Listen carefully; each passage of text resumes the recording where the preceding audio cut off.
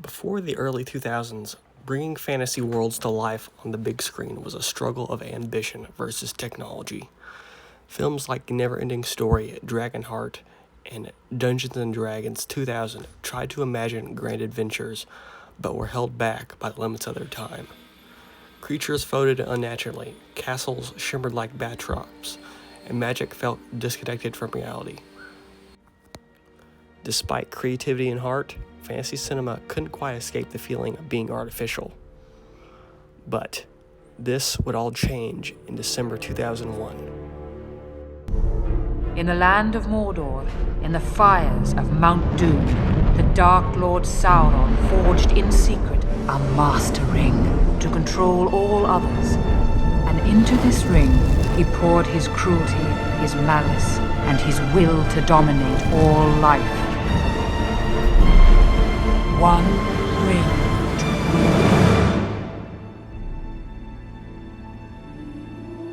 rule. In the late 1990s, few expected a New Zealand horror director to redefine fantasy cinema, but Peter Jackson had a vision, not just to adapt The Lord of the Rings, but to build Middle-earth and make it real. Together with Weta Workshop and Weta Digital, Jackson fused groundbreaking visual effects with handcrafted artistry, motion capture, miniatures, and camera wizardry that tricked the eye and grounded the story.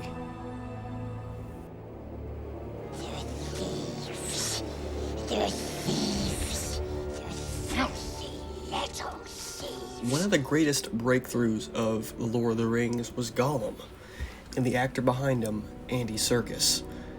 At the time, motion capture was still experimental, but instead of treating Gollum like an animated character, Peter Jackson made Serkis part of the performance on set. Acting alongside Elijah Wood and Sean Astin, Serkis captured every twitch, breath, and whisper of emotion. Weta Digital then layered Gollum's digital form over his movements, which preserved the raw humanity underneath. This method grounded Gollum as a real character. When Frodo shows him pity, it hits harder because the audience sees a broken soul and not just a cartoon. Gollum's success would launch Serkis's career as the face of motion capture, leading to roles like Caesar in the Planet of the Apes and Supreme Leader Snoke in The Last Jedi.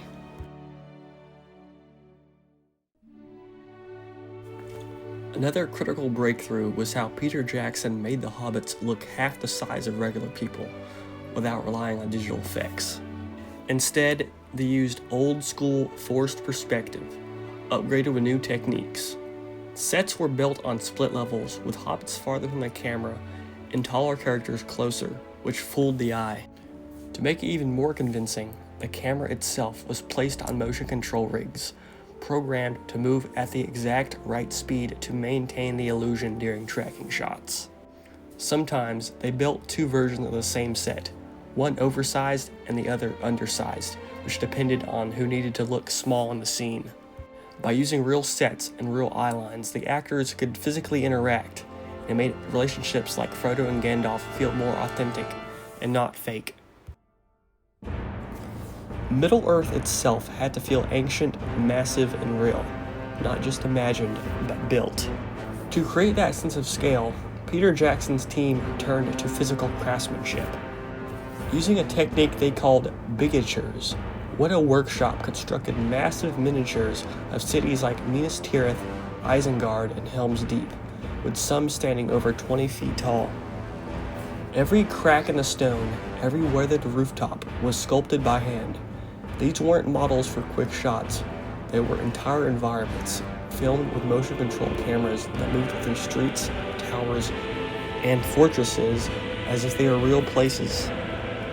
The real textures gave real light something to bounce off of. Shadows fell naturally, details aged and cracked under the camera, creating a world that felt odd, used, and alive. The digital effects were used only to enhance, never to replace the physical foundations. Come armed into my kingdom.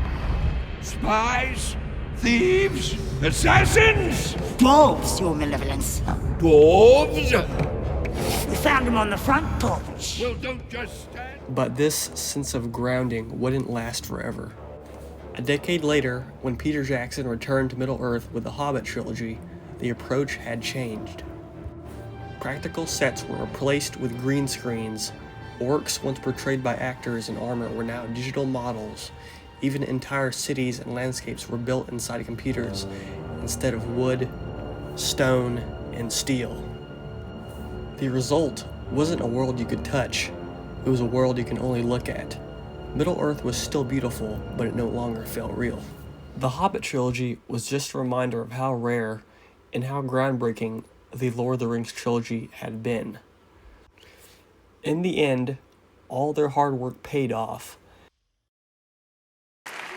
And the Oscar goes to... It's a clean sweep. The Lord of the Rings, The Return of the King, Barry M. Osborne, Peter Jackson, and Fran Walsh produced. And Lord of the Rings, The Return of the King swept the Oscars in 2004, winning all 11 categories it was nominated for, including Best Picture. But the awards weren't just for spectacle, they were for craftsmanship, for building a world that felt ancient, heavy, and real. Motion capture made Gollum believable, forced perspective made friendships tangible, and miniatures made cities have weight to them and feel alive. In essence, every frame was grounded in something physical, something the audience could feel even if they couldn't touch it. The Lord of the Rings trilogy still holds up 20 years later because it respected the texture of myth, the weight of history, and the imperfections of reality. Middle-earth didn't just exist because someone imagined it. It existed because they built it.